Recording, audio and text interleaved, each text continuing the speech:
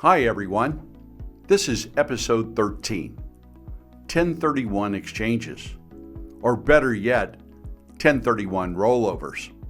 You know, one of my favorite things to do is to teach my clients how to save taxes. Today's session is going to focus in on the sale of investment real estate.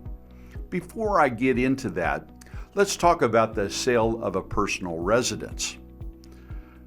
Most of you know that Section 131 of the Internal Revenue Code allows us to sell our personal residence, obtain a significant gain on the sale, and that gain is exempted by virtue of the personal residence exclusion or exemption. Now, there are some rules. Primary rule is that it has to be used and owned as our primary residence. Number two, it had to be used and owned by us for 2 out of the last 5 years. And those rules are really left up to the taxpayer to be able to establish. But if we follow the rules, we can exempt, if we're a single person, up to $250,000 worth of gain on the sale of our personal residence, or if we're a married couple, we can exempt up to $500,000 as long as we file a joint return. So the sale of our personal residence is a very tax-favored under the Internal Revenue Code. Now, another way to achieve tax savings on the sale of investment property is to do what is called an installment sale. Now, when we do an installment sale, we take the sales proceeds, and instead of getting a lump sum payment, we agreed to take it over a period of years. The purpose of taking it over a period of years may be to put the gain and our other income in a 0% tax bracket where the capital gains tax is completely wiped out. That can be accomplished for a single person or a married couple if the total taxable income plus the gain do not exceed a very nominal amount of money, less than $50,000 for a single person and less than $90,000 for a married couple. What is critically important in most installment sales of significant investment property is that we keep the gain that we're going to realize in any given year under the threshold so that we pay the 15% tax rather than a 20% tax. And again, if we're a single person, there is one threshold, and if we're a married person, it's a higher threshold. We certainly don't want to have to pay the 20% tax if we can avoid it at all. Well, if we're not talking about a personal residence and we're not going to do an installment sale, yet we're going to realize substantial gain on the sale of investment property, what can we do to eliminate any capital gains taxes? Well, under the current tax code, we're allowed to do a 1031 rollover, oftentimes called a like-kind exchange. I think rollover is a better description because, in fact, that's really what we're doing with the gain that we're realizing off of the sale of the original property. We're going to roll it into a new property. What I want to talk briefly about today is I want to bring some clarity to the 7 essentials that surround a like-kind exchange set forth in Section 1031 of the Internal Revenue Code. The first essential is that the property must be like-kind. That is, that the property that we're going to purchase must be like-kind to the one that we're selling. This is probably the most misunderstood aspect of it. It doesn't mean that if you have a rental property, you can't exchange it into a vacant lot, or it doesn't mean that you can't roll it into a commercial property. That's really not what we're talking about. We're really talking about investment property or property that's used in a trade or business. It must be held for investment purposes. Why do I say investment purposes? Well, that's opposed to, say, something like flipping property. Flipped property does not qualify because it's being held for sale rather than for investment. Therefore, flipping property will not allow you to defer any gain through the 1031 process. But you can take, as I mentioned, a lot and sell it and roll it into a condo. It is important to understand that while you can sell property to a related party, you can't be purchasing it from a related party as well. But that's the like-kind issue, and it focuses more on the use of the property. Is it being used for investment purposes? Now, the second essential element that we've got to understand is this 45-day rule. The 45-day rule says that 45 days after we close on the original property, and it starts the day after the closing. And we literally count 45 days. It's calendar days. And we are required to identify properties, and we're allowed to identify up to 3 properties of unlimited value. We do have to identify them by address or legal description, and we have to provide that address or legal description to a person that we call a qualified intermediary. That must be an independent person. If the 45th day falls on a holiday or a Sunday, it doesn't matter. The rule is strict. It must be 45 days. Now, if for some reason we are going to identify more than 3 properties, the total value of those properties cannot exceed 200% of the sales price that we achieved when we sold the original property. So the safest route is to identify 3 properties, because when we only identify 3, they can be of unlimited value. Now, the next requirement, the third essential, is the 180-day purchase requirement. What it simply means is that within 180 days of closing on the original property, we have to close on the new property.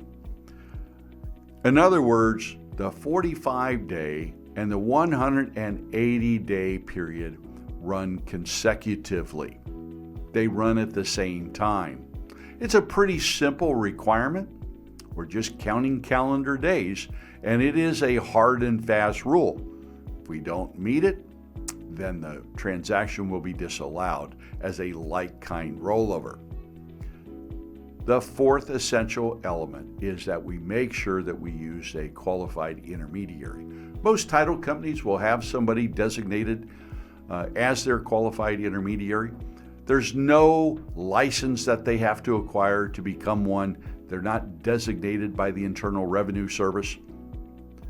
On the other hand, it does have to be somebody who has a separate account so that the sales proceeds of the initial sale get deposited into that account. In other words, you as the owner of the property, you as the seller of the original property, are not allowed to touch the funds anytime after closing. They have to be held by somebody else in a separate account. That is critically important. Furthermore, the qualified intermediary has to fill out the paperwork that gets submitted to the IRS with respect to the 1031 rollover. Just remember, if they fill out the paperwork incorrectly, the IRS is going to disallow the transaction as a proper 1031 rollover. So pick wisely, make sure you have somebody who's competent, who's done this before, and knows what they're doing.